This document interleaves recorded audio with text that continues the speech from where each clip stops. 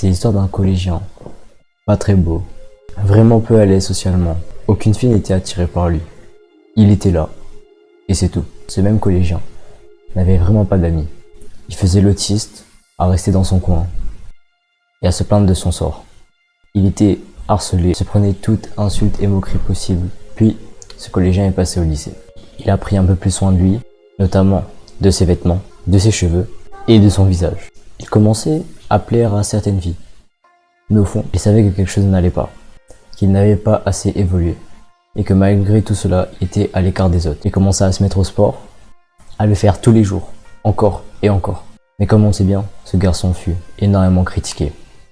Comme quoi, qu'il allait abandonner, que c'était juste une phase, et qu'avec un corps pareil, il n'y arrivera à rien. Mais il ne lâchera rien. En même temps, ce garçon, sans connaître vraiment ce que c'était l'amour, a commencé à discuter avec pas mal de filles. Il envoyait notamment surtout des messages via les réseaux sociaux à des filles qu'il ne connaissait même pas, en espérant charmer l'une d'entre elles. Bien évidemment, aucune fille ne s'est fait charmer par lui.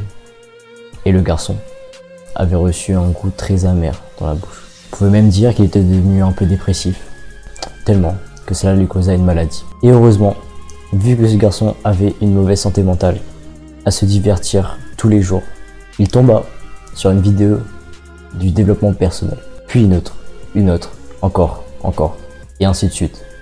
Et un jour, il décida de reprendre sa vie en main, de travailler sur ses objectifs chaque jour, continuer le sport à fond. Il commença tout simplement à se gratifier à long terme, et non instantanément. Et là, bizarrement, les mêmes personnes qui lui ont fait du mal sont revenues vers lui, en lui demandant des conseils. D'autres se sont excusés, d'autres ont voulu savoir ce qu'il devenait, et même d'autres féliciter, en oubliant ce qu'ils ont causé à ce garçon. Bien évidemment, ce garçon, en développement personnel, était humble et ne rejeta pas toute sa haine envers ces personnes-là. Il commença à se faire respecter dans ses groupes d'amis, et à l'heure actuelle, il essaye toujours de se dépasser, pour être la meilleure version de lui-même. Bien évidemment, ce garçon c'était moi. C'est vraiment gênant de parler de son background. Ça fait bizarre. Et je remercie la vie de m'avoir donné toutes ces difficultés à relever. Sinon je sais pas ce que je serais devenu à l'heure actuelle. Sûrement un mec banal qui aurait suivi le troupeau. Fumer, boire, aller en soirée, se divertir constamment, dormir tard. Tout ça pour te dire qu'il n'est pas trop tard pour changer. Dis-toi que les mauvaises journées ne veulent pas forcément dire une mauvaise vie. Il faut que tu restes fort. Tout le monde traverse des moments difficiles. Ne crois pas que tu es seul. Pleurer, te morfondre, envier les gens ne changera rien dans la situation dans laquelle tu es. Pire encore, fumer pour se sentir bien. Même boire pour oublier. Tu crois que ça va vraiment changer quelque chose? Au final, tu te réveilleras et tu auras toujours les mêmes problèmes. Et en plus de ça, elle va aggraver ta santé. Faut que tu deviennes fort, faut que tu deviennes puissant. Deviens instoppable. Un conquérant. Et les crocs. Sois la meilleure version de toi-même.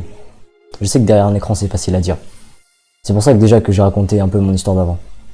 Mais c'est aussi facile de rien faire et rester dans la situation dans laquelle t'es. Allez, respire à mon coin avec moi. Et expire. Et éveille ton potentiel caché. Si t'as aimé cette vidéo, tu peux liker et t'abonner. Ça me soutiendrait énormément. Prochaine. Ciao.